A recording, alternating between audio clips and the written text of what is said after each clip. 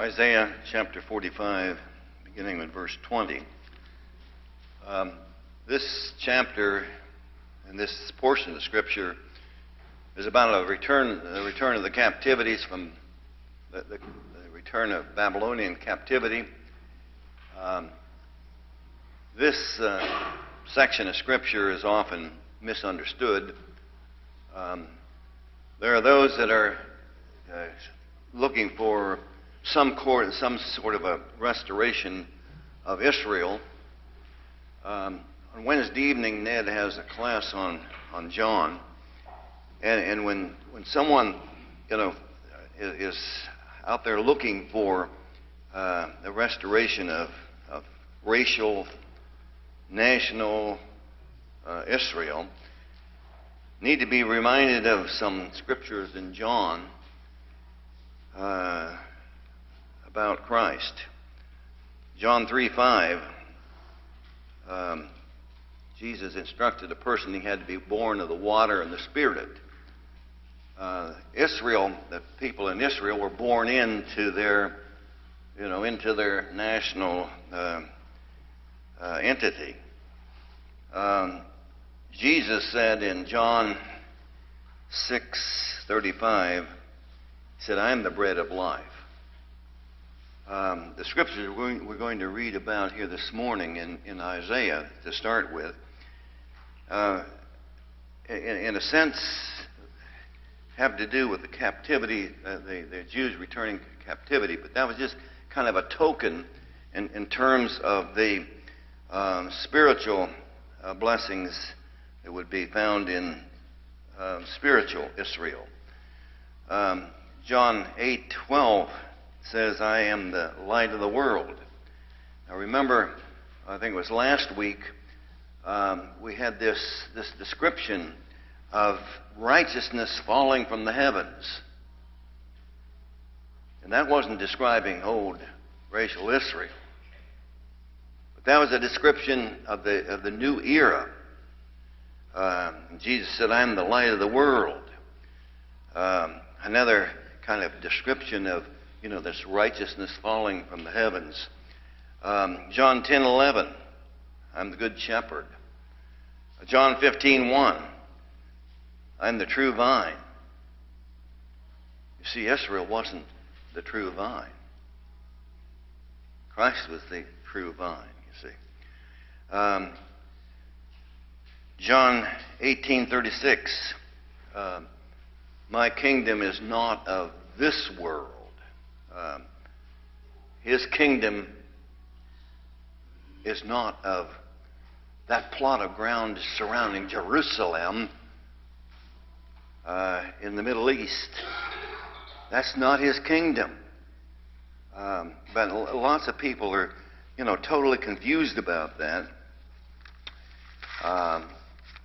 But these words that we're going to read from the 45th chapter of Isaiah, beginning with verse 20, really have nothing to do with national Israel. Verse 20, "Assemble yourselves." Now, remember, God is, through Isaiah, is telling is contrasting his godship, so to speak, with idolatry. He's done that several times here as we've studied Isaiah. And he's saying, now assemble yourselves. That is, those idolatrous people, you assemble yourselves and come. Draw near together. Ye that are escaped of the nations, they have no knowledge that set up the wood of their graven image, and pray unto a God that cannot save. So he's kind of saying, okay, you idolaters, you people that don't believe in me as God, you assemble yourselves, and we'll have a kind of a lesson, a contest, a contrast, you see, between the idolatrous activities and the spiritual activities in God. He says, assemble yourselves and come near and draw together, ye that are escaped of the nations.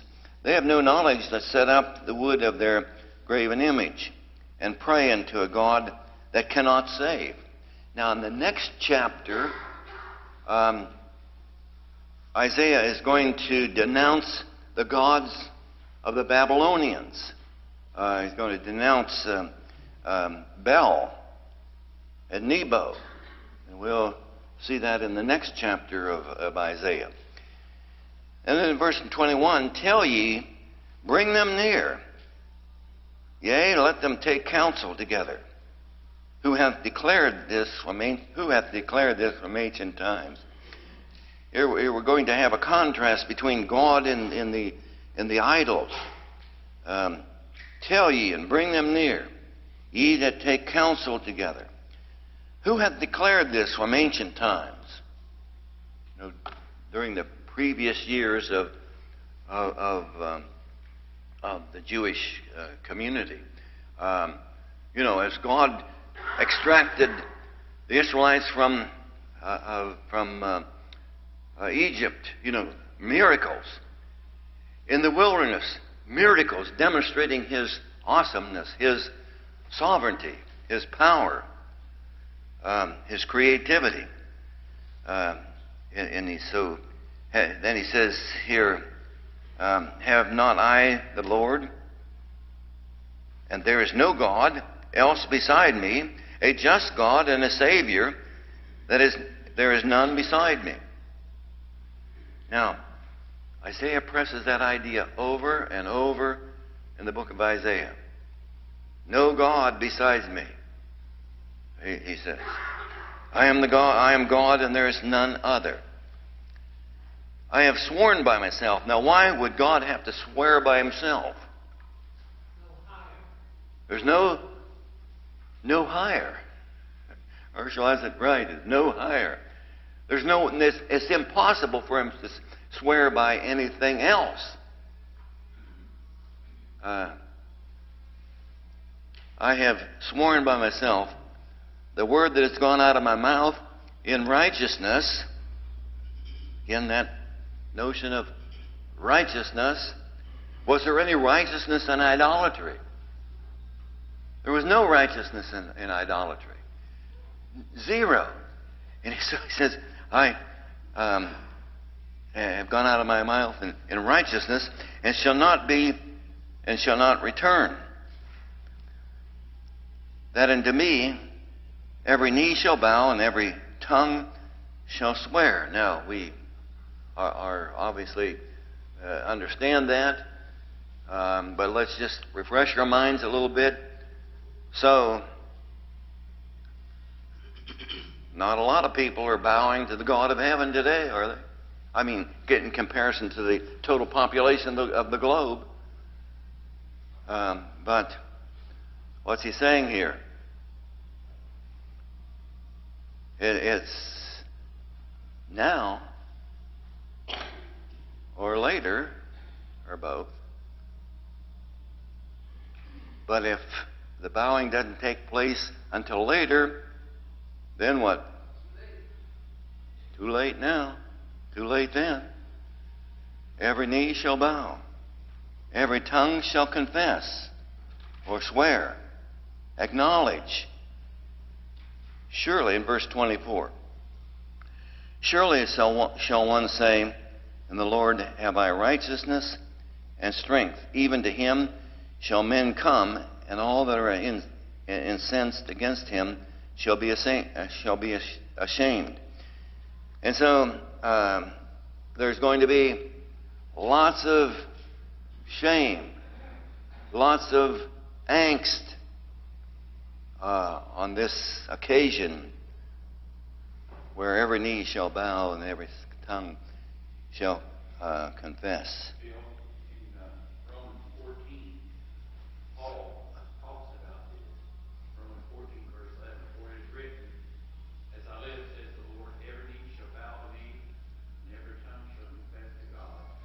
So then, every one of us shall give an account of himself to God. Okay?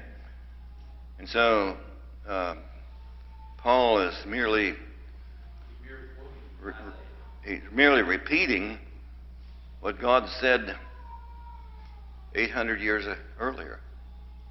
It's amazing.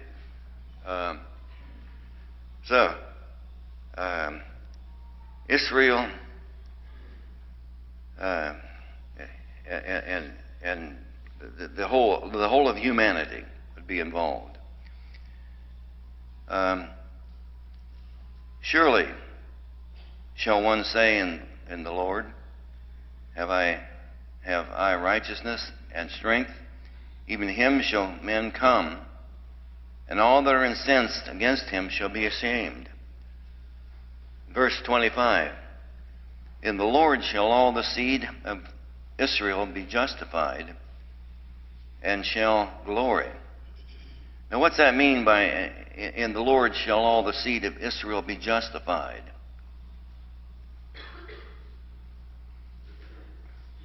The children of Abraham, the true children of Israel or Jacob, who are they? Today, who are they? Members of the kingdom. Whereas those that refuse to bow to God today and are forced to do it on the day of judgment, they're not of the children of Abraham, they're not of the children of Jacob, but it will be the children of Israel, the children of spiritual Israel, that shall in fact be justified and reap what? Glory.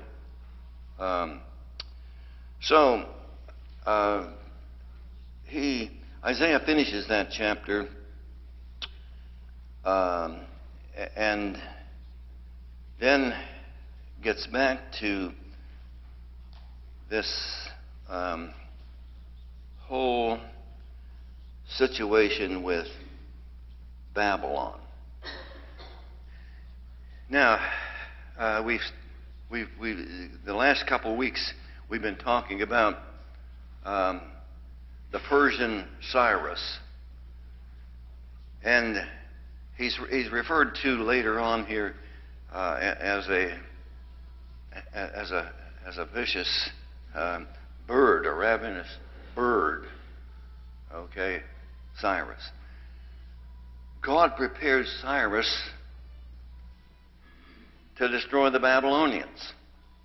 I mean, that just didn't happen. The Babylonians just didn't, the Persians just didn't happen to overtake Babylon. I mean, God had ordained that. Now think about that. God had ordained that years and years earlier, in the range of 150 years earlier. He had ordained. Now, at the time of this writing, where was Babylon? What was this? What was the political, civil, military position of Babylon? Pardon me? But at the time that this was written, at the time that this was prophesied, was Babylon even a world power? They were a little spot on the earth, growing in political and civil and military power, but they weren't. Who was in power then when this was predicted? Who was the world power then?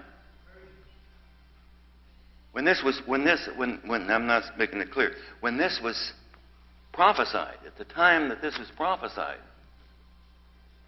it was the Assyrians. The Assyrians were in world power. And here was little old Babylon. Wasn't much of a power in the known world at that time. But then God is reaching over the centuries, reaching over the decades, and now he's talking about this Babylon that rose to power. Jews were in Babylonian captivity for 70 years. And then he's predicting that the Babylonian Empire would be dropped. The Persian Cyrus would take over, send the Jews back, the remnant of the Jews back to Jerusalem. I mean, it's amazing prophecy. Now, he's been talking about these idols. You would think probably the Jews got tired of hearing from Isaiah about the idols. They probably thought, old man, just shut up about this idol business. We're tired of hearing about it. Well, but they were always dabbling with idols. Now, in chapter 46, he specifically talks about the idols of Babylon. Bel was an idol of Babylon. You remember the last king of Babylon, who was it? Nebuchadnezzar figured in the Babylonian king, but who was? Remember the handwriting on the wall? Who was? Belshazzar. Well, now where did we get this Bel thing? They named many of their names were hyphenated or partial made up of their gods. See, it was Belshazzar. This was a Babylonian god. Now, this Babylonian god was an interesting dude.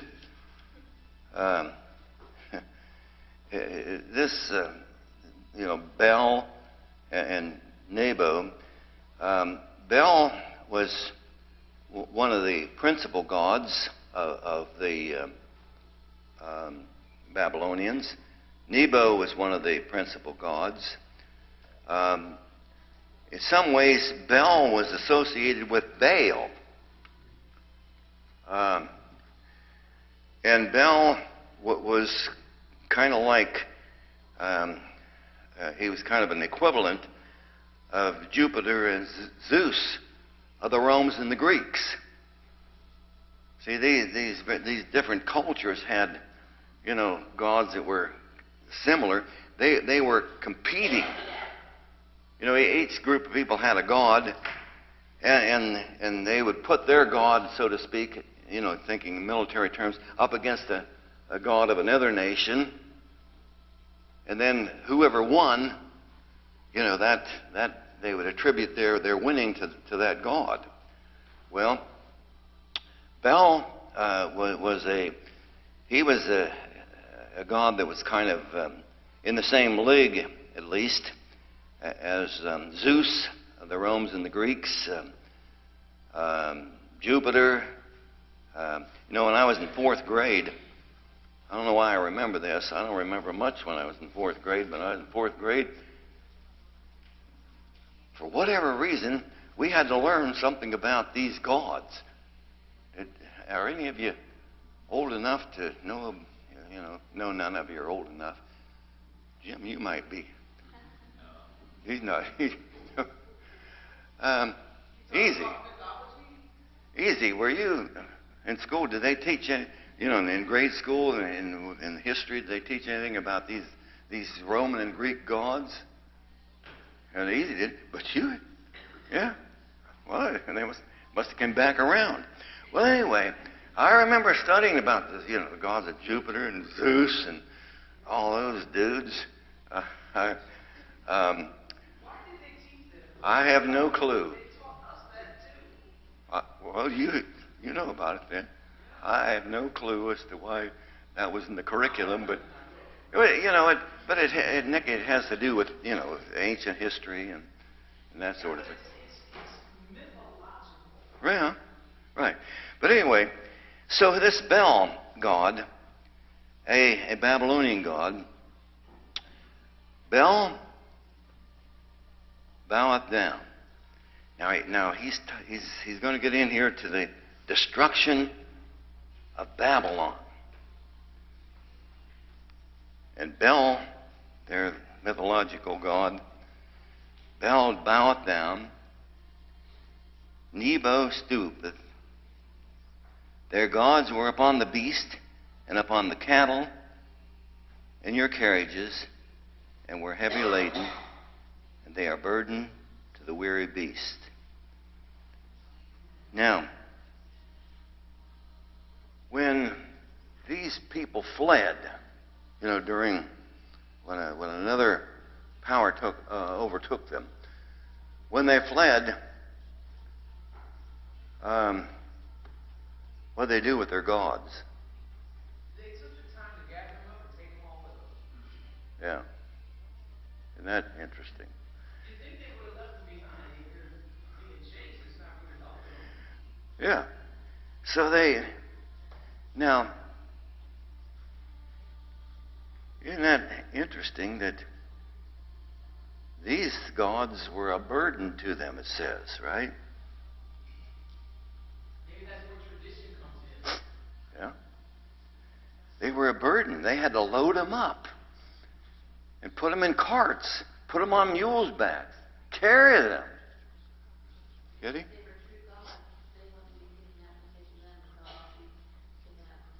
Yeah, and that's the contrast here. God is trying to get through these thick heads of these Jews. Look, here are these Babylonian gods. Now, of course, there's a message there that they were no gods, but these gods were a burden to them, and then being a burden to them couldn't help them. They couldn't see, they couldn't feel, they couldn't do anything. But God has said, I have carried you, just like you're carrying, like the Babylonians are carrying the God. I have carried the Israelites. I have carried you all through the history of the nation. He carried them across the Red Sea. He carried them through the wilderness. He carried them. He carried them. God carried them. Now, the question then sometimes comes up, well, I have to go to church. I better do this or I better do that. I have to do something. Is that a good attitude? Is religion a burden to some people? Is being religious a burden to some people? Huh? George is saying yes. Minerva is saying yes. Is religion, is being a member of the kingdom a burden to? It's not a burden. I want to go out forward to going, but I know I better go. But if you look forward to going, and if you will look forward to doing good, and if you look forward to doing what's right, it's not a burden, right? Correct. And that's what Kitty was getting at a while ago here. That God is carrying folks along. And so anybody that considers the church or the kingdom or religion, the religion of God, the religion of Christ, to be a burden, then there's something wrong, right? There is something wrong. Seems that you would be doing it for ulterior motives if you Yeah. felt like that. Yeah. That's not good. So the bottom line here is that God carried the Israelites. God carries his people. And he's drawn this contrast. And it's kind of like God is saying, now how stupid are you? Or how stupid is mankind? That mankind would worship something that's going to be a burden to them. Now in this case it was We can just imagine these Babylonians, when the Persians took over, they loaded up their gods, and some of these would probably be pretty heavy. You know, they were gods of all sizes. Load up their carts and take off with their gods. It's kind of stupid. The gods were a burden to them. But then that gets back to this question: if religion is a burden to us, if being a member of the kingdom, if being a follower of Christ is a burden to us, we're in big trouble. Sometimes we feel this way, maybe, but I've noticed that if you get sick or something, and not able to assemble with the brethren, you really start missing. I guess you just don't realize what you got until it's taken away from you a little bit. Yeah. And then you realize it's not a burden. It's a joy to be here. And David said he was glad when they said, "Let us go up to the house of the Lord."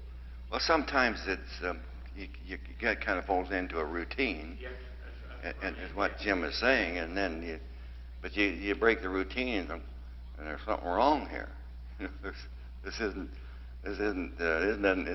right.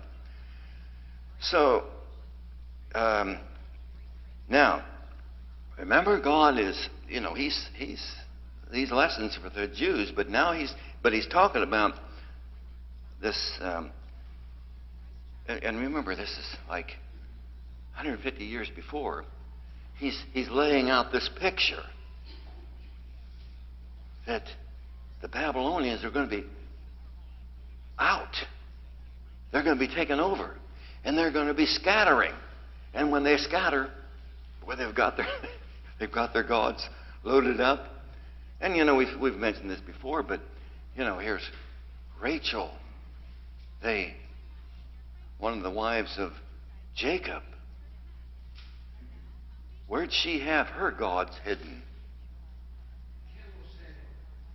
In the camels, someplace there in the luggage that was on the camel. Think of this.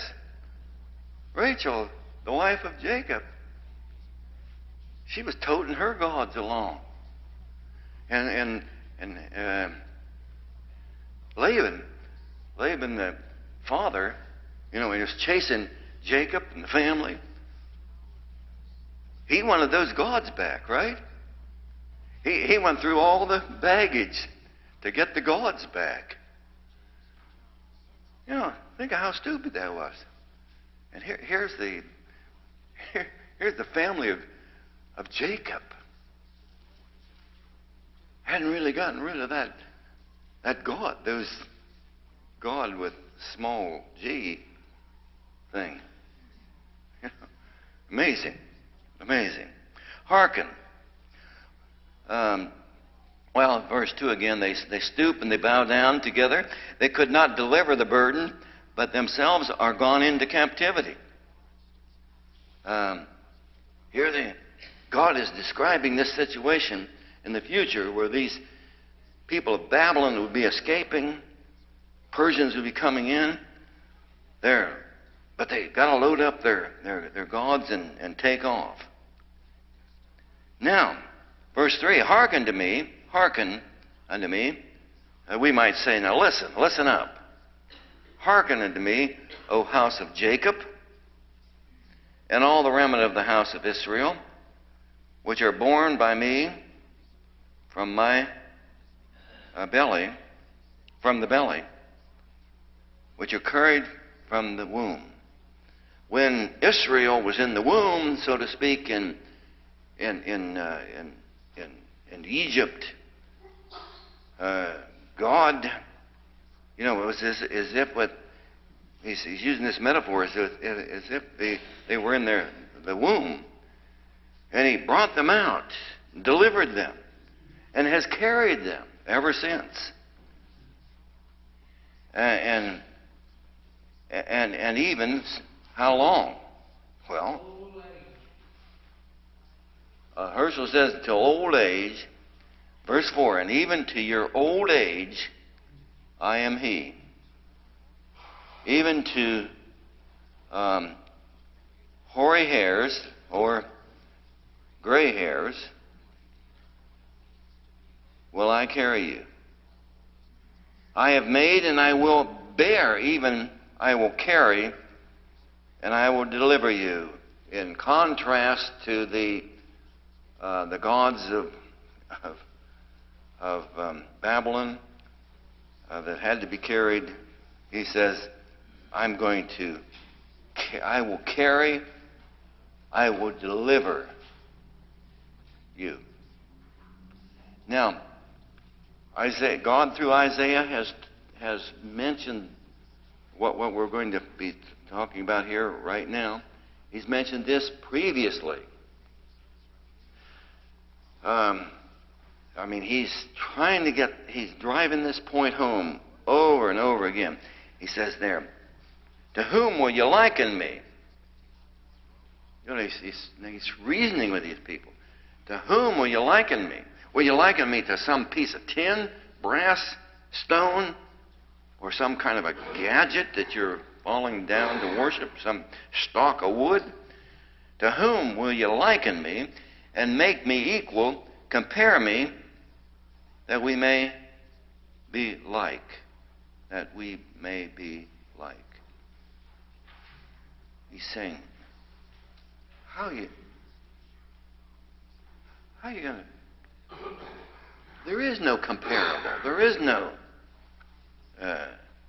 like equal. To whom will you liken me and make me equal and compare me that we may be like? Well, he says they lavish gold out of the bag and weigh silver in the balance and hire a goldsmith, and he maketh a god and fall down, yea, they worship.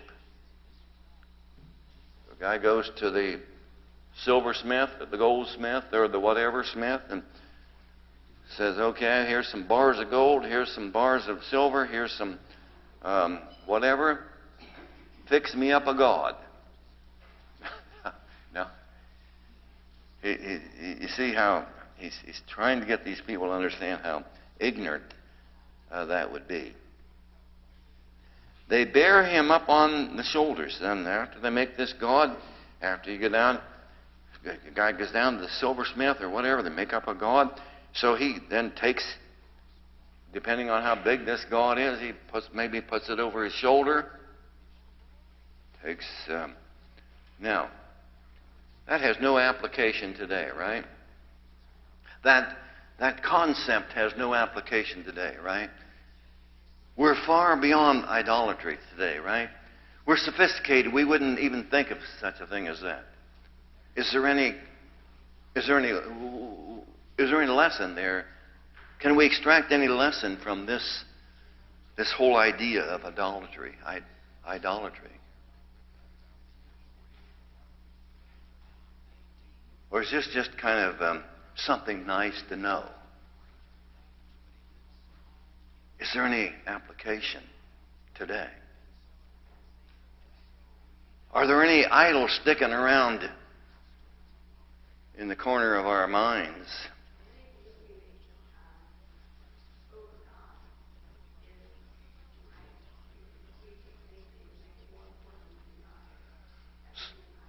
So there might be some of those idols sticking someplace in our head, right? Carolyn says anything that's... Now that's a scary thought, isn't it? Now think about how, Carolyn said anything you put above God would be tantamount to idolatry.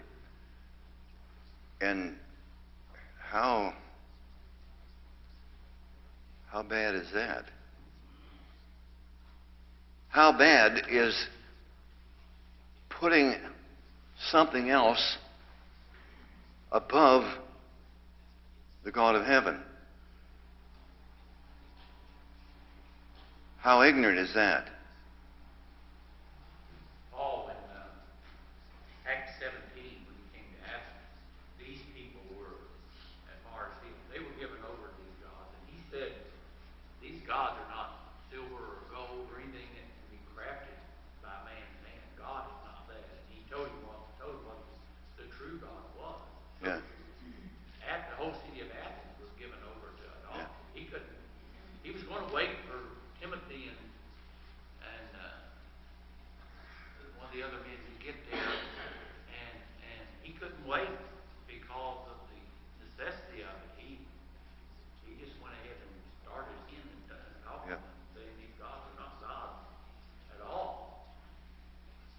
on that occasion he said, "In him we live and move and have our being."